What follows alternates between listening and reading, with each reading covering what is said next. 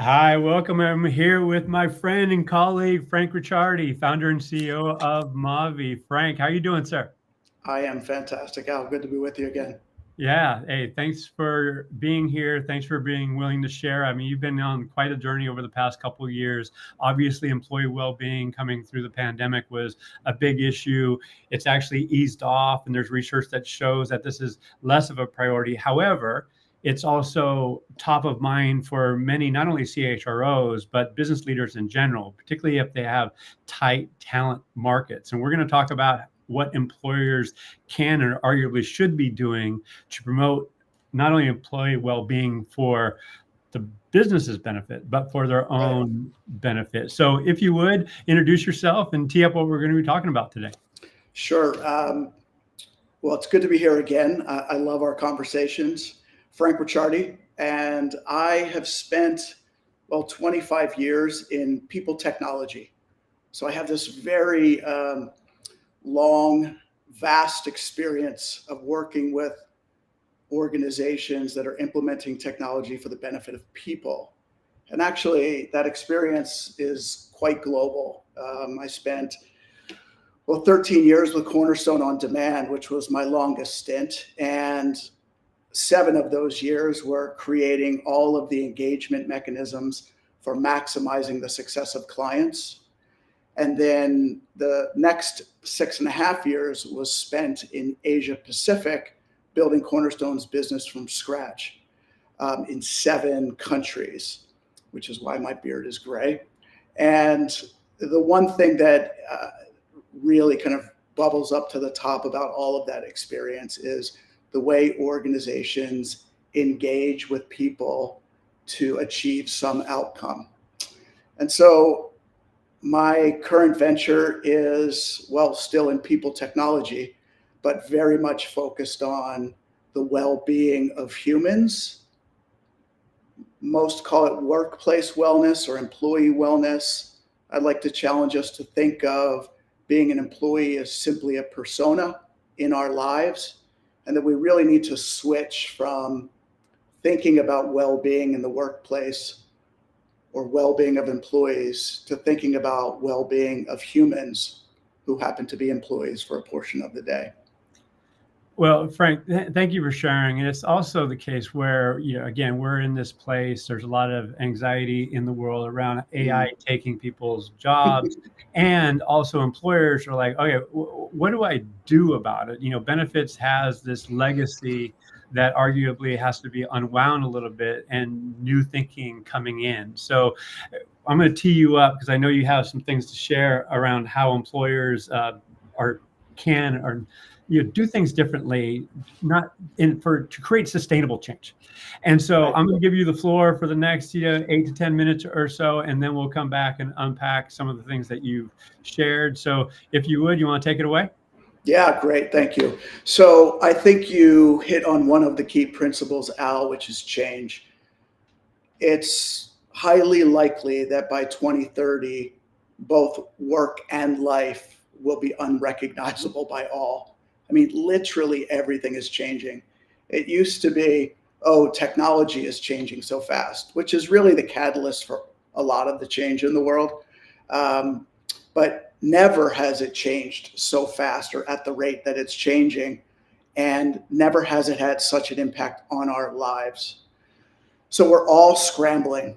And the key is, how do we prepare now for this change that we kind of can't keep up with? And that impacts our well-being. And I think it's really important, if we are going to have a conversation about well-being, that we just ground ourselves for a second in what is wellness. I would argue it's an overused word. Everybody is saying it. We all want it, but it actually means something unique to each of us. So if you think about wellness, a couple of things are really important to understand. One, it's a journey, not a destination. It's highly personal. Your journey is different than mine. It's highly integrated. It's no longer about eating healthy and working out anymore.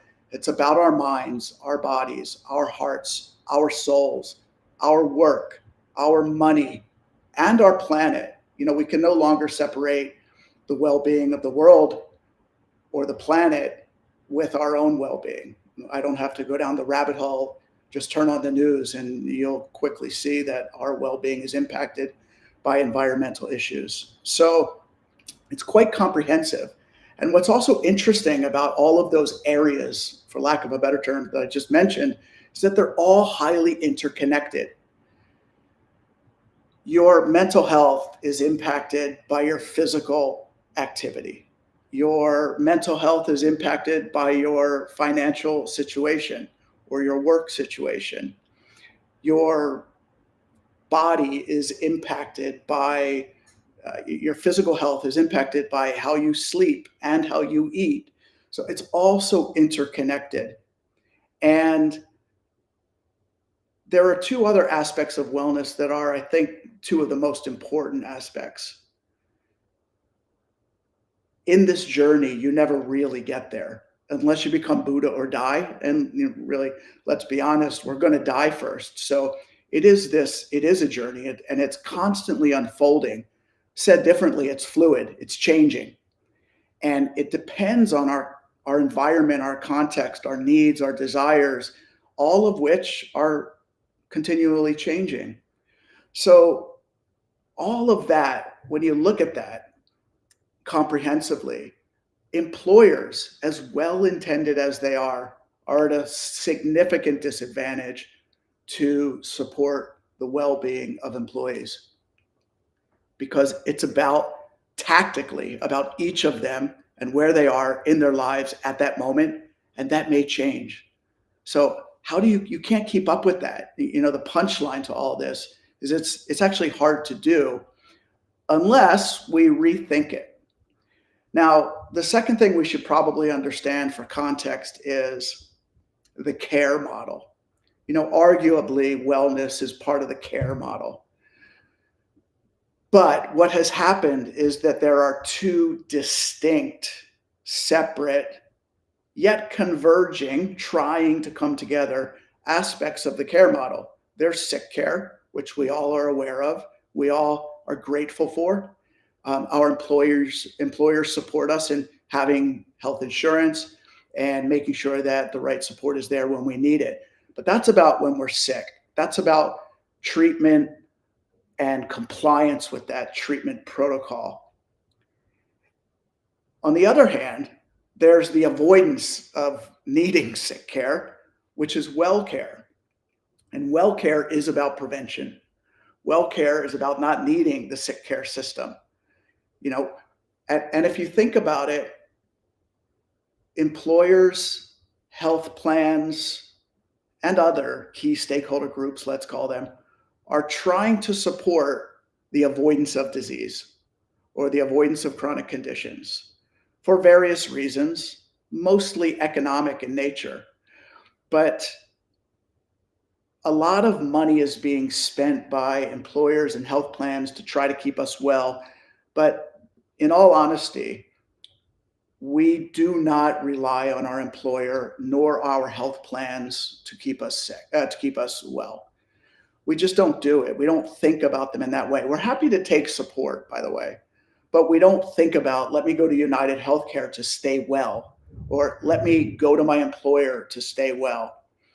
And so again, that puts both of these stakeholder groups in a very precarious position because they're spending a lot of money. And when you ask both of those stakeholders, health plans and employers alike, what are your biggest challenges in wellness? They say, how do we increase engagement? Which basically means it's not working in its current form. Money's being wasted. People are not showing up. People are not using the benefits that are out there. And a lot of the reason is because of all of those things I just mentioned, the comprehensive nature of the wellness journey being personal and lifelong, and fluid. But there's another punchline or key reason, which is engagement. We don't think of our employers as much as as employers, we want to think of ourselves as good at engagement. We're not great. We're great at building businesses and we're great at creating outcomes for our customers, but we're not super great at engagement. And certainly the health system is not, our health plans. So we don't rely on them. We've actually taken our well-being into our own hands as humans. Another way to think about us are consumers. In fact, wellness is very much a consumer proposition. We spend $6 trillion a year globally to keep ourselves well, to choose what we want, when we need it, and what interests us and what calls to us emotionally, and what we're trying to achieve. So this consumer proposition, again, puts employers at a disadvantage because we're out there engaging. We're doing the work to stay well. But employers and health plans are not meeting us where we are. We're doing consumer things. We're doom scrolling on TikTok to find information about well-being. I don't want to go down the rabbit hole of whether that's good or bad in this discussion, but that's where we are finding it. We're shopping. We're finding brands that call to us.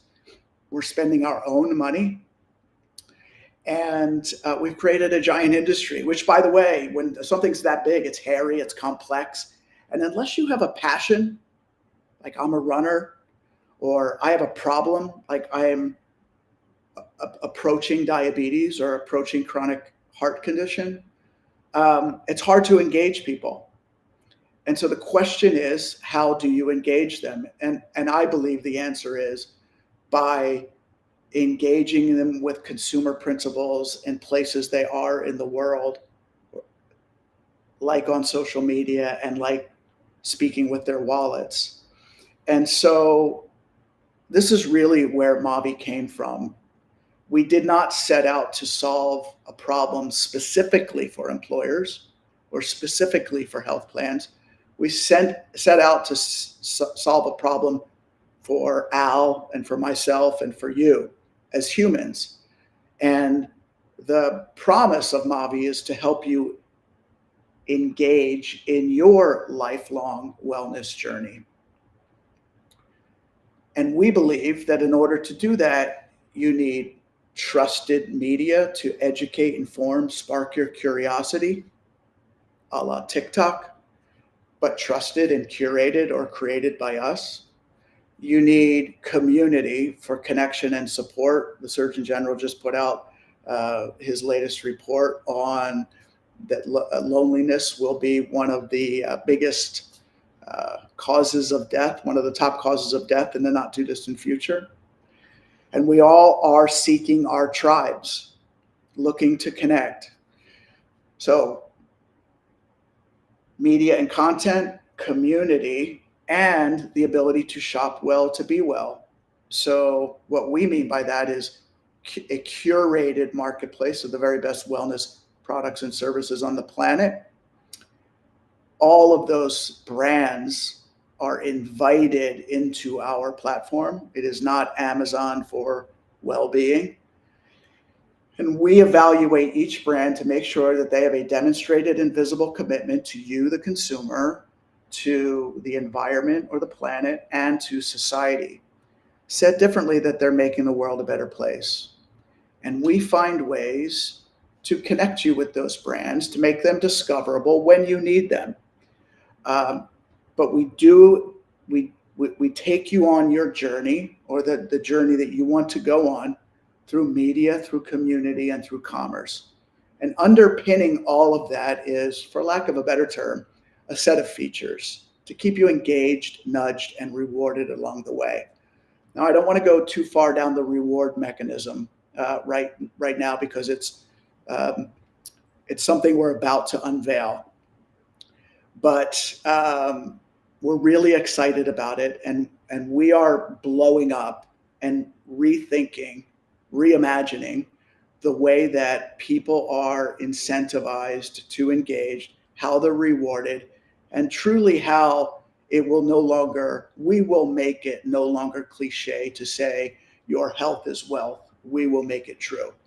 So more to come on that. But the punchline for us is, what is Maavee? And Al, if you could pull that slide up one more time. I see it's still there. What is Maavee? Well, Maavee is intentionally named. It means my life in French. And if you think about wellness, which is a journey, not a destination. Yours is different than mine, constantly changing. What do you do to navigate that journey? You explore, you discover things that work or don't work, you connect with others, you're constantly learning, you're a consumer, so you're shopping, you're giving back, and you're earning. I don't know if there's anything else that sounds like life than that. And so that's why Maavee is called My Life. We believe that your life journey is your aspiration to be well. It's why we're here. And by the way, it's the one thing we all share in common. We all just want to be well. Well, Frank, thank you for sharing. And there's so much to get into detail in the community, the marketplace, how you identify the suppliers. But I'm going to go to a very real example that Sure. is rooted in reality. I think we all can relate. So I had a recent discussion with a head of HR, and there is a longtime key contributor, high performer, long tenured, all good things, until there was a setback with that individual's physical health. And now it's very tough, because not only in the CHRO's case, but the immediate manager, the broader stakeholders or team members within the organization are, what's going on with this person? They were doing great, and then now they're not. Obviously the health of this individual is confidential information, so not everybody knows what's happening. So a couple of things. Number one, this could have been prevented, arguably. I don't know the whole situation, but if this person was taking better care of themselves, could have been prevented from the get-go. So there's that. Now there's a situation where the employer, what do they do? Yeah. Do they take some time off? What are the options? And so one of the things that I offered up is, hey, here's Maavee. If you make an investment, I appreciate that. they can choose. That individual can choose what is going to be most beneficial for their return to full health. Right. So anyway, I just wanted to toss that up and get your response. And is that a accurate use case for how Maavee would come and add benefit to individuals and the organization? It's very much an evolving use case, Al, because what I hear you talking about is someone who has actually moved into, I'm going to make an assumption that this is some chronic condition. I don't know what it is specifically, but, Maavee is very much about avoiding chronic conditions. We're about creating a prevention as a lifestyle. So most chronic conditions can be avoided. There is a high correlation to our lifestyles, and we want to help this convergence of well care and sick care, so that you don't get here until later, that you can delay disease. Now, we also move into the chronic conditions. It's a growing area for us. So, for example, we have partnered with Dr. Talks to bring summits to our community on topics that are both chronic condition avoidance and chronic condition management. So the next one that's coming up is on March 18th. It will be available to the Maavee community. We're actually sponsoring the event. We'll bring the event to the Maavee community. It's 7 days, 40 plus discussions with thought leading doctors about preventing and recovering from heart disease. As an example, we will be working with Dr. Talks on 8 different topics over the course of 2025. And so it's an education process, and it is very much a process of inspiring people to do well in their behavior change, because education, admitting you have a problem and then educating yourself on the problem are the first 2 steps. Now, if you go back to, and because I think you did mention that this was maybe an avoidable condition, we're really focused on how do we do that. And that is about engagement. It's about being informed, being inspired to know more, helping you to dig a little bit deeper, helping you to engage with brands and products and services in the areas that might matter to you. Now, I'll give you a really good example. There's no silver bullet to being well. Otherwise, employers would have no problems, health plans would have no problems, and Maavee wouldn't exist. So, you can't say, well, in order to avoid mental health issues, you should meditate. Maybe that's true, and the research suggests it is. And by the way, there's also research that suggests has an impact on your digestive health, has an impact on cancer avoidance. I mean, all these things are so interconnected. But if I said, Al, go meditate, what are you going to do? How would you do it? What's your real life question? I already do. So yeah, but so what's your practice? Yeah, what is my practice? Yeah, I have a daily meditation practices in the morning. So I rise early, wash my face, hair, and I come back. So this is an immediate thing. I'll move my body a little bit because I want to get my body like just a little bit warmed up. But then I'll sit and quiet my mind, be aware of my thoughts, and then I'll do my affirmations, and then I will do my gratitudes and intentions for the day. And so that takes about 30 minutes, sometimes a little bit north of that. It could be as much as 40 minutes, depending on, the space that I'm in. But that's something that I've nurtured over the past, 20 years. But practice. And to your point, it is something I have a meditation cushion, which I didn't have for a long time, which I went and purchased because I said, I need to have something physical to enable this practice, just to be uncomfortable is now I'm fighting with my body. So right.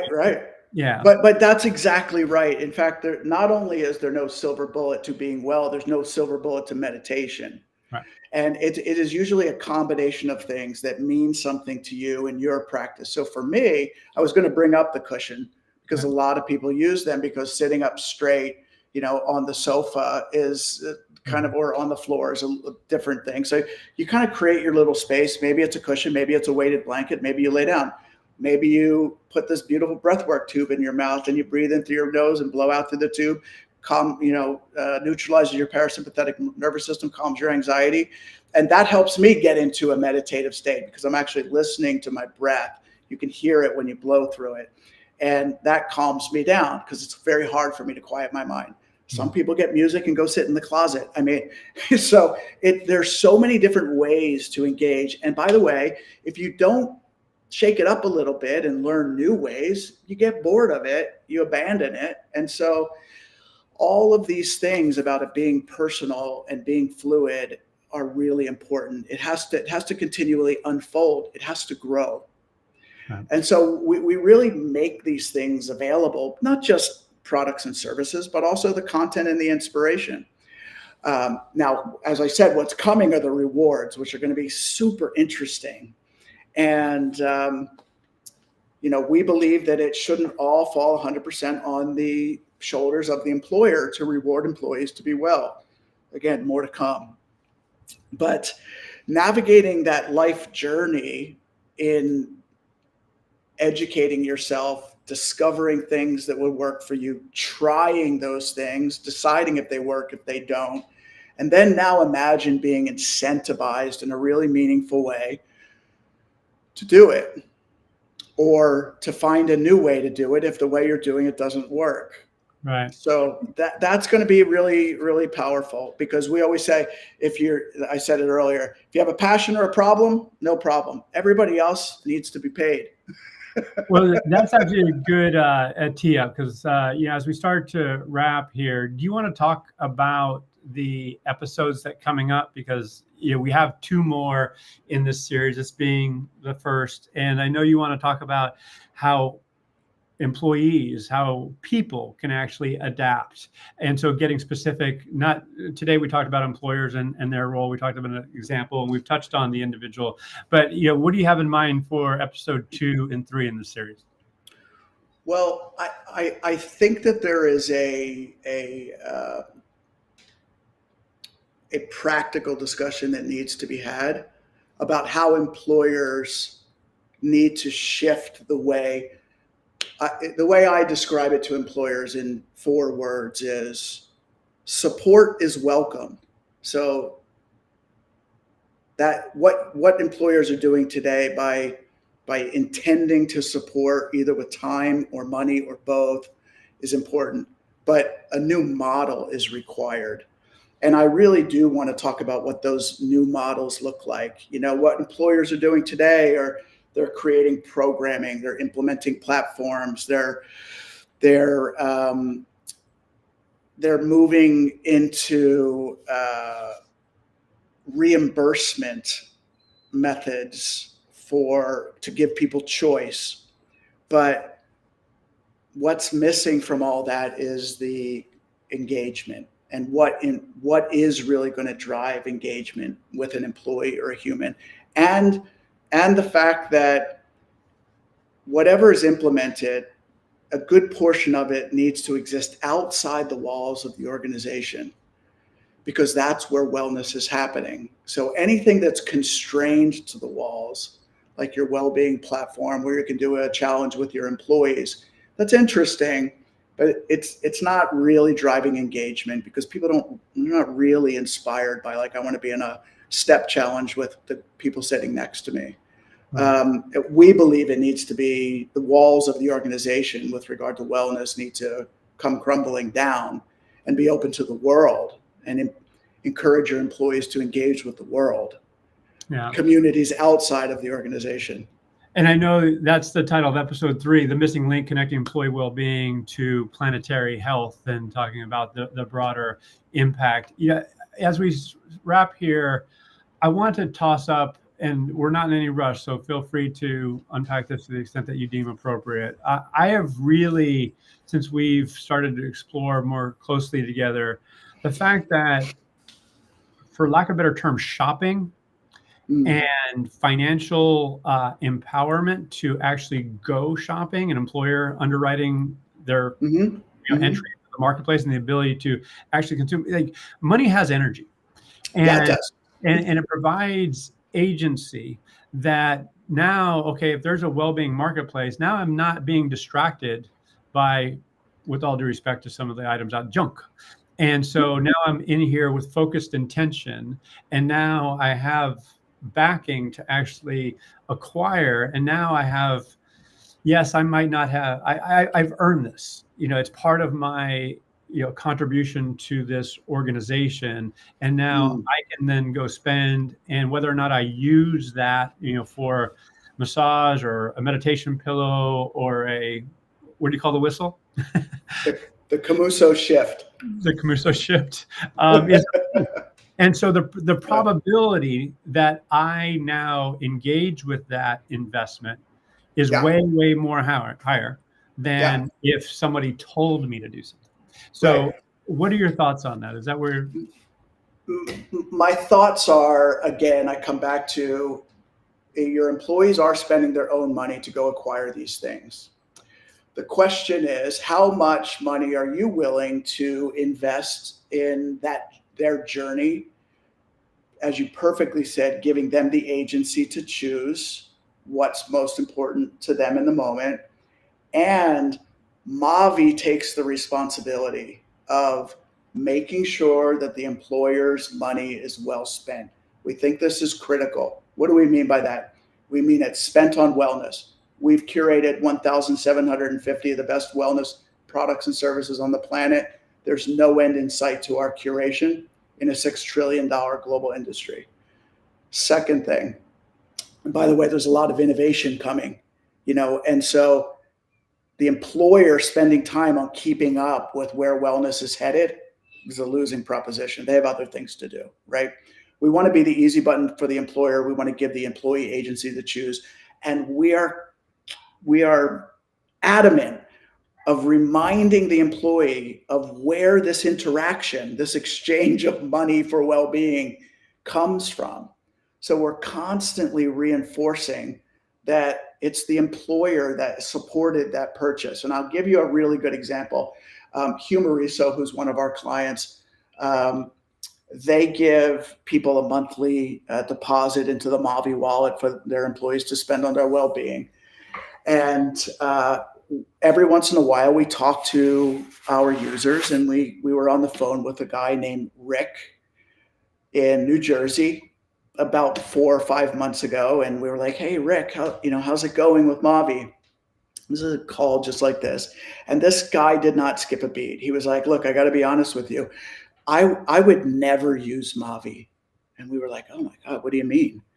He's like, "I'm just not that guy. Like, I don't engage. I golf. Like, that's my thing. It's my well-being outlet, and I just don't spend money on myself.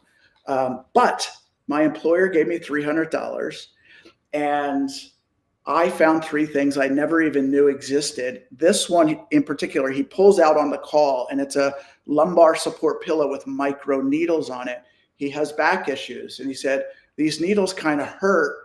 And they kind of feel good, and it reminds me to push into it. He's like, "I love this thing. It saved my life because I'm sitting at my kitchen table all day like this. And so I'm pushing into this pillow and feeling it." So we tell John Baldino, who's the president of the company, later that same day. And John didn't skip a beat. He said, "I would spend money on that idea all day. I have no idea that Rick needed that pillow." And and so what a lot of employers are doing is they're getting smart by rolling out consumer solutions that people want, like a Headspace or giving everyone a Fitbit, and it's appreciated. But the reality is that 3 months in, somewhere between 3 and 5% of people are using those solutions because not everybody wanted Headspace or a Fitbit. Right. And so you have to let people choose, and it's just money well spent. So it's spent by the employee, spent on wellness, and spent with brands doing good in the world. Sort of a triple whammy, in my opinion. Yeah, no, I mean, Frank, thank you for sharing. Again, your excitement and passion around this topic is obvious and it's contagious. And I'm excited for you and what you're bringing to the world. Episode 2 coming next month, helping employees adapt and thrive in the new financial era. Do you want to tee that up a bit? Yeah. Look, I mean, it goes. We all know that the world's a little wacky from a financial perspective right now. Credit card default rates are at their highest. Credit card debt is at its highest. Default rates are growing. People have student loans, and it's the number one cause of stress and anxiety. And because we cover your mind, your body, your heart, your soul, your work, your money, and your planet, we're bringing in solutions to help with debt, anxiety, and things that are happening in the world, Al. Like Web3 is coming. Everybody's talking about Bitcoin. Some people say the financial system is going to be a Bitcoin standard. What is cryptocurrency? We're not sitting here pushing crypto, but we want to educate you. We want you to make a choice. We want you to know about it. Employers are going to not get in that. They're going to dabble around like, should we, shouldn't we? People are finding out on YouTube by influencers who are pushing crypto coins that are going to go to zero. Like, is that where you want them learning? Or can we do a job for you to help educate them about where at least things are headed? Right. So things like that are just so important because, again, not only is our life and our work going to look different by 2030, but so is our money. There is no doubt. 100%. So we're staying on the leading edge and trying to take the load off the employer because they're just at too much of a disadvantage. The world's moving too fast. The needs are too personal, and it's kind of what we do. So we're really good at it. Well, final question. After that, episode 3, the missing link, connecting employee well-being to planetary health. You want to tee that up as well? Yeah, we have to be good stewards of our planet, and we need to make that part of our wellness journey. We need to be incentivized to do it. It's great if you do it out of the goodness of your heart. That's amazing. It connects you to purpose, makes you feel great, but we also want to incentivize you to do it. So we've partnered with nonprofit organizations that are making the world a better place. You can give money to these organizations. You can give time. I mean, imagine being able to give 1 minute of time to a blind person who's trying to pick a green versus a red sweater in their closet, and they jump on the phone and ask you a question. Hey, is this green or red? You get on, and in 10 seconds, you just answered them, helped them, and made them feel better. I mean, made yourself feel better. So we're like exposing these opportunities to weave it in to your wellness journey. And we're curating brands so that you can be a conscious consumer, not just buy something that says wellness, smells like wellness, but from a brand who's doing good in the world and literally changing the world. Absolutely love it. And by the way, you could buy a tree. We plant a tree with every purchase. You can buy a tree if you want and choose the country where you want it built and watch it grow through our app. So super cool things to kind of keep you, whatever resonates with you, we want to make it available. Yeah, they are. Well, all right. So as we conclude here, how can people get in touch with you and what you're doing there at Maavee? Well, you can go to gomaavee.com. And just as a reminder, Maavee is spelled Maavee, not the French spelling, but the French pronunciation. And you can always find me on LinkedIn, Frank Ricciardi, and I would be very happy to engage in a conversation about what's working and what's not in your organization. Well, Frank, again, thanks for being you and showing up in the way that you do and creating Maavee. The world needs it, and I'm happy you're doing it. And more to come in the next few. More to come. All right. I appreciate the opportunity, Al. All right.